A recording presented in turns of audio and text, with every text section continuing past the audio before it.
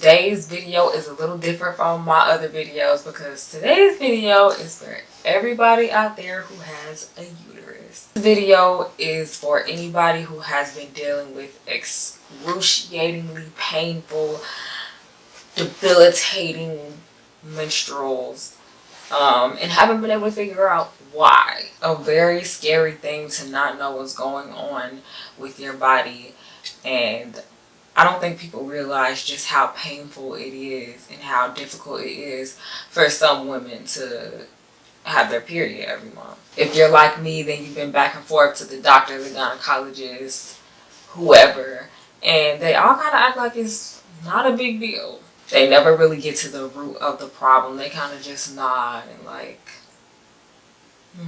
so you're experiencing pain. I guess they think that we're just weaklings and we're dealing with the same kind of pain everybody else is, but we just can't handle it, and that's not the case. It is really something serious. Just to give you guys a little history on my cycle, and definitely let me know if this sounds similar to yours. So I got my first period exactly 2 days before my 14th birthday, and from day one I had bad cramps. They weren't debilitating, like excruciating, but they were bad. From day one, my period has always been 7 days long. Normal period is considered like 4 to 7 days, so it is normal, but it's still the longest of all the days. On the worst days, my cramps would be so bad that I just like really didn't want to go to school, but they weren't like debilitating. Also, since day one, I've always had a really heavy period. And I'm iron deficient, so I think that kind of goes hand in hand. So that's what my symptoms were like for about the first 4 years. In 2011, things started to change. One day, my period came and I had these cramps that were so crazy and so bad that all I could do was just roll around on the ground screaming in pain. It was the worst it ever was. It was like, when I described it to my doctor, he said it sounded like contractions. The only difference is that they were only 15 seconds apart. It was the worst pain I have ever felt in my life. And like I said, it came out of nowhere. This went on to happen about 7 more times over the next 5 years. So between 4 years, 2011 and 2015, it happened about 7 more times. And they would just happen at random. I never knew when it was, gonna happen. So I never knew when to stay home. My period came. I was never prepared. Like a lot of women that this happens to, it happens every month. So they pretty much know how to prepare for it now. But, it was just a random thing for me. I thought it was beef and like pork that was messing with my menstrual. Fibroids weren't in my family. All the women in my family had them. And I read that like fibroids feed off of red meat. I read that somewhere online. So I thought that I had fibroids. And I was like, okay, I'm done with red meat. So in 2013, I stopped eating red meat. Fast forward to 2015. And like I said, it would happen more times after that. So 2015, it got a lot worse. It was accompanied by hot flashes. That would be the first thing that would happen. I would get hot flashes. I would feel like overwhelmingly hot. And then I would feel like I'm about to faint. And sometimes I would, just for a few seconds. And other times I would like catch and I would just like sit down wherever I'm at. Then I would get sweats. I would start sweating like crazy. I would get the cramps. And I guess because the cramps got so bad, that's why I started vomiting. And I started getting diarrhea. So imagine me on my period, heavy period, like crime scene heavy, sitting on the toilet with diarrhea with a mop bucket in front of me, throwing up. that's what it was like being on my period. And during all of this, I have no energy. I can't even sit up, and I'm pouring sweat, and I'm just exhausted and in so much pain. At this point, it started happening publicly. And I ended up having to go to the hospital a few times because when I'm out and about, I can't move. I don't drive, so I will be taking public transportation. It happened when I was at work one time, and we had like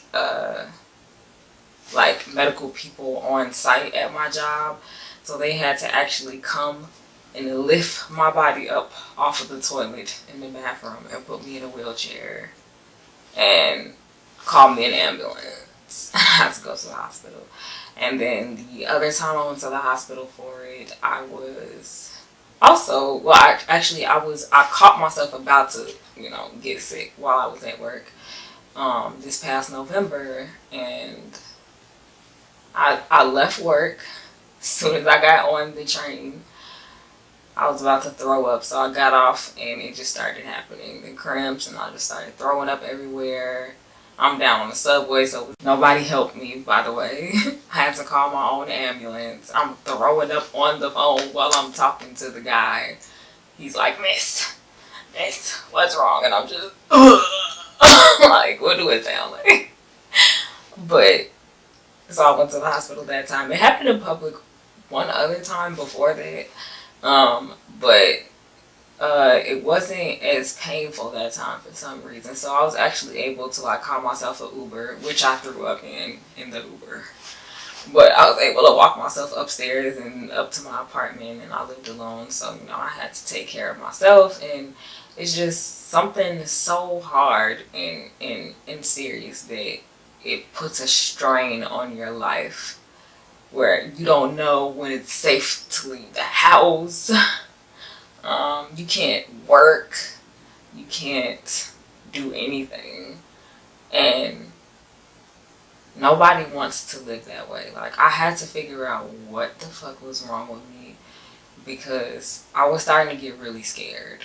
My biggest fear is not being able to conceive my own children. And I was starting to think that maybe this has something to do with some kind of illness that also makes me infertile, and I was really freaking out. In 2016, it actually started happening more often, back to back to back. It happened April, May, June, and July, and then also it happened again in November, which is when I went to the hospital. And during April, May, June, and July was when I was living in Wisconsin, and I was poor. And so I was eating a lot of pizza and lasagna because it would last me a few days, and it was really filling and high calories. So I was eating that a lot. So I was like, maybe it's cheese. And so I stopped eating cheese after it happened in July. And I noticed that it didn't happen in August or September. It didn't happen in August, September, or October. But then it happened in November. And I went to the hospital, and it also happened in December when I was on a date for New Year's with my boyfriend. Luckily, I caught it, and I told him we had to leave the restaurant immediately, and I didn't get sick until I got home, thank God, but I still felt like it was really so bad that night. So I finally went to the gynecologist to get examined for fibroids, endometriosis, ovarian cysts, and all of my tests came back normal pelvic anatomy. There was nothing wrong with me. So I knew that if it wasn't something wrong with my body, it had to be something that I was putting in my body. So basically one day I just came across some articles about, I didn't come across them, I looked them up, obviously, trying to figure out what foods make your period worse. And the most common one was dairy. Just to test it out, I stopped consuming dairy for a whole entire month. No dairy. I mean, I didn't have nachos, pizza, milk, ice cream, cookies, brownies, cake, anything with cheese in it. I didn't even have creamy soups. I didn't have anything with dairy in it. And another thing I did, which at the time I did not know was going to be helpful for my period pain, but I started mixing raw cranberry juice into all of my drinks. The reason I started doing that is because I didn't think it was going to cure my terrible periods, but I just remembered Erykah Badu saying that raw cranberries promote a healthy womb. And since I was so scared about infertility, that's really the reason why I was drinking it. Like, I guess I had some kind of like thought that it could help with that since it's good for the womb.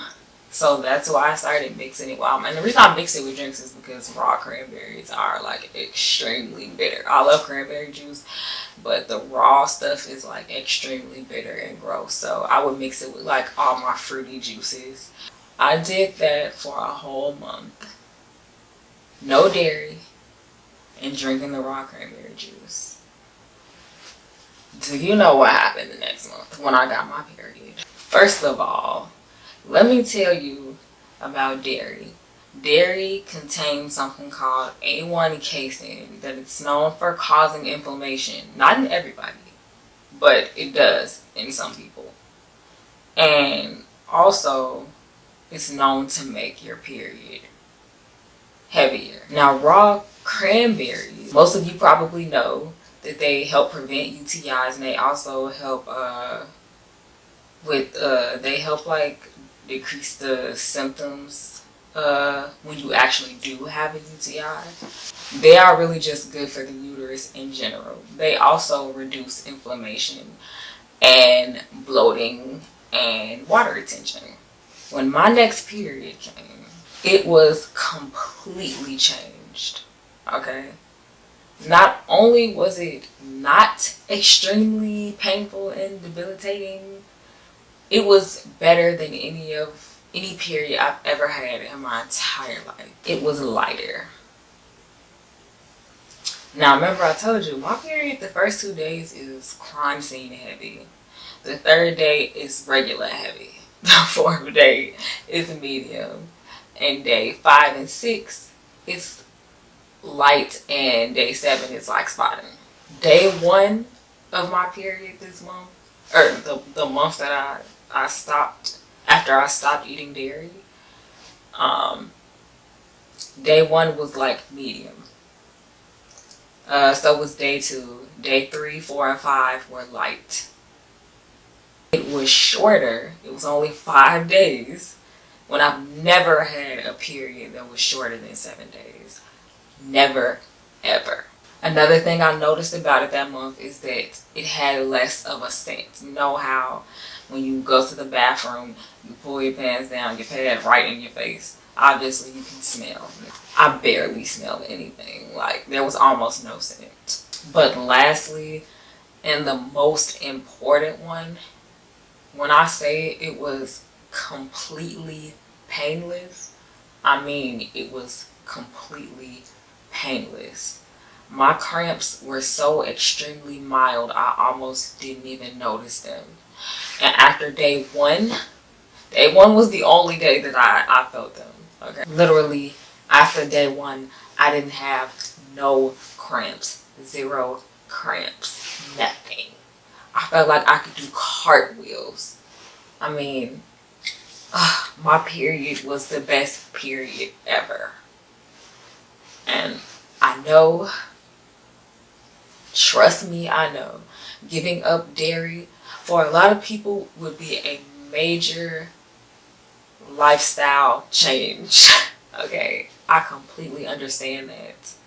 But I strongly suggest that you at least try it. Try it for 1 month. When I would have these terrible periods, they would be so bad that I would actually consider not having children just so I could get my uterus removed.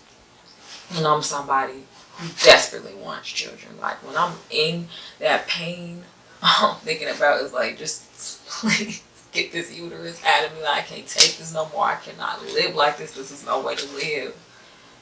I'm telling you, it is worth it to give up dairy in order to not have to deal with that pain every month. Oh my God, it is so worth it. And there are, believe it or not, tasty dairy-free options. Especially if you like me, if you're a chocolate fan. Oh my God, Ben & Jerry's dairy-free fudge brownie ice cream. Silk's dark chocolate milk. So far, I've still been able to eat dark chocolate, which is good for me because dark chocolate is my favorite chocolate. Did y'all know Oreos didn't have dairy in them? They don't. I know it's a big decision to make, but like I said, try it out. Try it out.